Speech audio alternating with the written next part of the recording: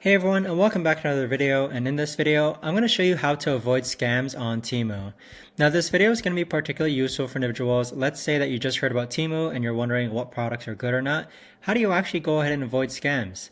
Now either way, this video is going to be short, sweet, and simple, guys. There's not going to be a lot of steps involved. So here we are on the Temu shopping website, and if we insert, let's say, a card binder here, how do you actually avoid getting scammed? Now the good thing with Temu is that they have a really good return policy, and they also include free shipping. So you can get free returns up to 90 days. But when it comes to actually shopping for products on Temu, I always look for the amount sold to be greater than like 5,000, and then I also look for the reviews. So sometimes you'll find like outliers like this card binder right over here, which is 2,000 with 5-star reviews. So if we actually take a look at this here, what I'll do is that I'll actually read the reviews, and then I'll actually see how many have been sold. So 2,000 sold, and we'll just scan through the reviews here. Okay, so what we're looking for are any outlier reviews, and you could also base it on the reputable sellers. So the way I do this is that you can see there's a bunch of 5-star reviews here. You'll also see that this is a reputable seller who sold over 22,000 items.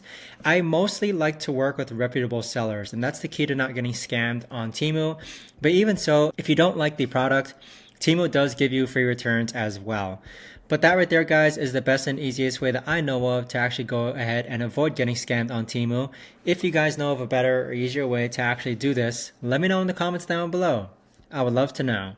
Thanks so much for watching, everyone, and I'll see you guys all in the next video.